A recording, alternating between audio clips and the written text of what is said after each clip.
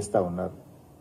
సరే ఈ రోజు రాష్ట్రంలో ఎన్ని జరిగినాయి అనేది మీకు తెలియదేం కాదు. దేశంలో అయితే చాలా ఉన్నాయి. కానీ మన ఉమ్మడి రాష్ట్రంలోనే చూసుకుంటే కడెంవాగు ప్రాజెక్టు 1958లో కట్టగానే మొత్తం కొట్టుకుపోయింది, గేట్లతో సహా కొట్టుకుపోయింది. పునరుద్ధరించారు.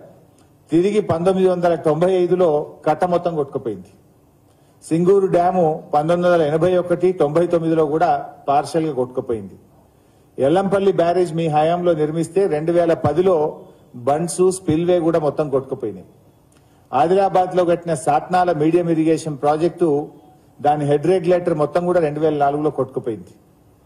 ఇట్లా పులిచింతల ప్రాజెక్టు గేట్లు ఇవాళకి కూడా కొట్టుకుపోయే ఉన్నాయి.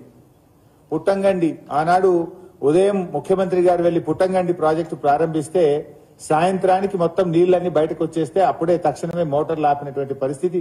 పుట్టంగండి రిజర్వాయర్ ఏ రకంగా ఆ రోజు కొట్టుకుపోయిందో కూడా రాష్ట్ర ప్రజలకు తెలుసు. కాంగ్రెస్ హయాంలో పంజాగుట్టలో ఫ్లైఓవర్ కడుతుంటే కట్టక ముందే కడుతుండగానే కూలిపోయి ఇవాళ ప్రజల ప్రాణాలు తీసుకున్న చరిత్ర కూడా ఇదే కాంగ్రెస్ పార్టీ హయాంలో ఉన్నాయి. ఇవాళ మన పోలవరం కేంద్ర ప్రభుత్వం కడుతున్నటువంటి పోలవరంలో ఇవాళ డయాఫ్రేమ్ వాల్ కొట్టుకుపోయింది, గైడ్ వాల్స్ కొట్టుకుపోయినాయి. ఇవాళకి పునరుద్ధరణ లేనటువంటి పరిస్థితి ఉంది. రాయలసీమలో గతంలో ఉమ్మడి ఆంధ్రప్రదేశ్ లో ఇదే కాంగ్రెస్ ప్రభుత్వ హయాంలో అన్నమయ్య ప్రాజెక్టు కొట్టుకుపోయింది, పించా ప్రాజెక్టు కూడా కొట్టుకుపోయిన సందర్భాలు ఉన్నాయి.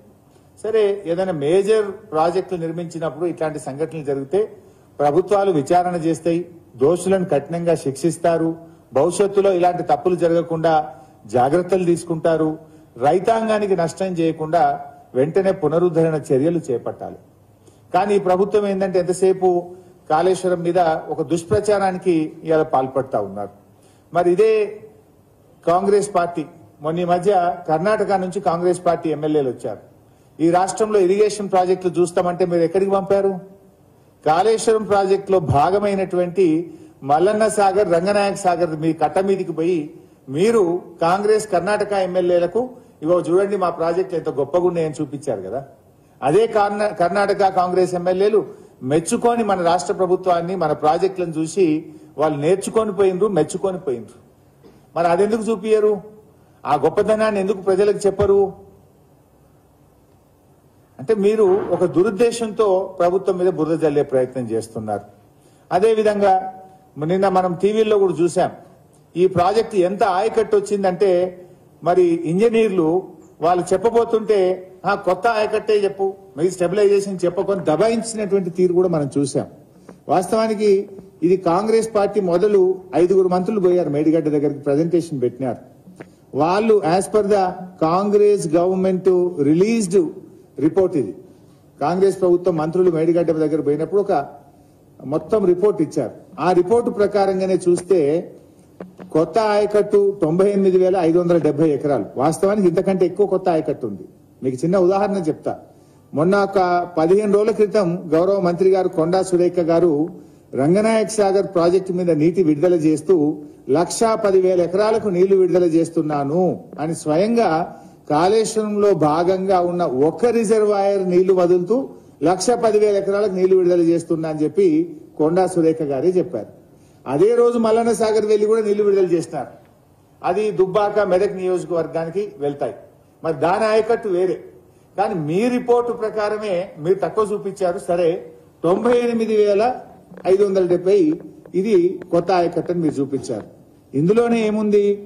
456 చెరువులను మేము కాళేశ్వరం ప్రాజెక్ట్ కెనాల్స్ ద్వారా కలపడం జరిగింది. దీని కింద 39,146 ఎకరాలు బారినాయని చెప్తున్నారు.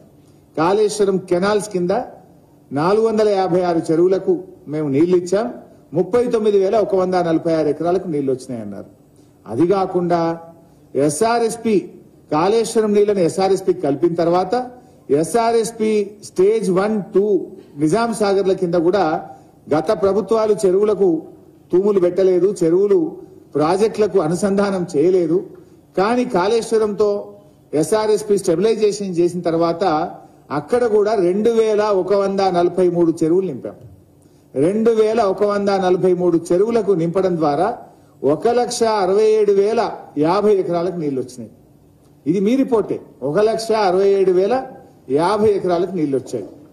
ఇది కాకుండా ఎస్ఆర్ఎస్పి స్టేజ్ 1, స్టేజ్ 2 స్టేజ్ 1 లో 9.5 లక్షల ఎకరాలు ఉంటే ఏ రోజు కూడా గత కాంగ్రెస్ ప్రభుత్వ హయాంలో 5-6 లక్షలకు మించి ఎన్నడూ మంచి గుడ్ ఇయర్ లో కూడా మంచిగా వర్షాలు పడ్డ సంవత్సరంలో కూడా 6 లక్షలు 6.5 లక్షల ఎకరాలకు దాటి ఎన్నడూ నీళ్లు బారలే. కానీ కాళేశ్వరంతో కనెక్ట్ చేసిన తర్వాత స్టేజ్ 1 లో 9.5 లక్షల ఎకరాలకు నీళ్లు బారినాయి. ఇప్పుడు భూపాలపల్లి నియోజకవర్గం గతంలో స్పీకర్ గారు మధుసూనాచారి గారే ఉండేవారు. ఒక్క ఎకరానికి కూడా అసలు మొత్తం కాలువలు మూసుకపోయినాయి, కాలువ రూపమే లేదు. తిరిగి కాలువలు దవ్వి ఆ ఎస్ఆర్ఎస్పీ స్టేజ్ 1 లో భాగంగా ఉన్న భూపాలపల్లి గాని నర్సంపేట గాని చాలా నియోజకవర్గాలకు మేము మొత్తం కూడా నీళ్లు ఇచ్చి 9.5 లక్షల ఎకరాలకు ఎస్ఆర్ఎస్పీ స్టేజ్ 1 లో నీళ్లు ఇచ్చాం. స్టేజ్ 2 అసలు మీరు పూర్తే చేయలేదు, నీళ్లు ఇచ్చి పెట్టండి. స్టేజ్ 2 లో రైల్వే క్రాసింగ్స్, గేల్ క్రాసింగ్స్ అన్ని పెండింగే ఉండే. సర్కారు తుమ్మలు మొలిచినాయి మొత్తం ఎస్ఆర్ఎస్పీ స్టేజ్ 2 లో. ఎస్ఆర్ఎస్పీ స్టేజ్ 2 ను పూర్తిగా పునరుద్ధరించి కాళేశ్వరం ప్రాజెక్టు అనుసంధానం చేసి 2 పంటలకు 4 లక్షల ఎకరాలకు నీళ్లు ఇచ్చాం. 2 పంటలకు ఇచ్చాం, ఒక్క పంట కాదు. వానాకాలం ఇచ్చినాం, యాసంగి పంటకు కూడా ఇచ్చినాం. ఇది నేను చెప్పడం కాదు కదా. మీరు వెళ్లి కోదాడ రైతులనో, సూర్యాపేట రైతులనో, తుంగతుర్తి రైతులనో, డోర్నకల్ రైతులనో, నర్సంపేట రైతులనో, మహబాద్ రైతులనో, పాలకుర్తి రైతులను అడిగితే చెప్పరా? ఆనాడు కాంగ్రెస్ ప్రభుత్వ హయాంలో నీళ్లు వచ్చినాయా? మీకు నీళ్లు ఎప్పుడు వచ్చినాయి? కాళేశ్వరం కనెక్ట్ అయిన తర్వాత 2 పంటలకు నీళ్లు వచ్చినాయా లేదా అని మీరు వెళ్లి రైతుల్ని అడగండి.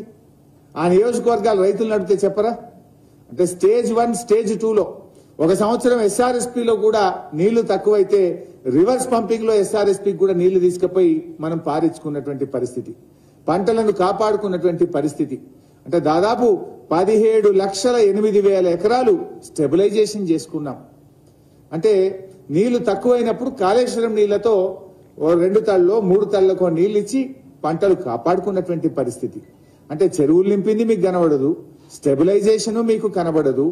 ముఖ్యంగా మా మెదక్ జిల్లాలో హల్దీ వాగులో, కూడవెల్లి వాగులో మండు టెండల్లో నీళ్లు వదలడం ద్వారా దాదాపు 20-30 వేల ఎకరాల్లో పంట పండింది కదా. మా హల్దీ వాగు రైతులను, కూడవెల్లి వాగు రైతుల్ని అడిగితే ఈ కాళేశ్వరం నీళ్ల ఫలితం దక్కిందా లేదా? ఆ దుబ్బాక రైతులో, మెదక్ రైతులో, నర్సాపూర్ నియోజకవర్గ రైతులో, గజ్వేల్ రైతులను అడిగితే చెప్పరా? ఆ పంట వల్ల ఉపయోగం జరిగిందా లేదా? అంటే ఇది ఏది ఇంజనీర్లను చెప్పనీయకుండా కేవలం 98,000 వచ్చింది అనే ఒక దుష్ప్రచారం చేసి మా మీద బురద జల్లేటువంటి ప్రయత్నం చేస్తున్నారు.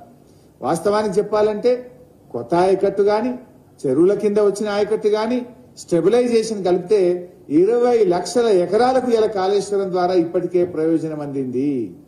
20 లక్షల ఎకరాలకు ప్రయోజనం అందింది. అంటే ఈ వాస్తవాల్ని మరుగున పెట్టి ప్రజలను తప్పుదో పట్టించే విధంగా ఇవాళ కాంగ్రెస్ పార్టీ, ఆ ప్రభుత్వం ఇవాళ ఒక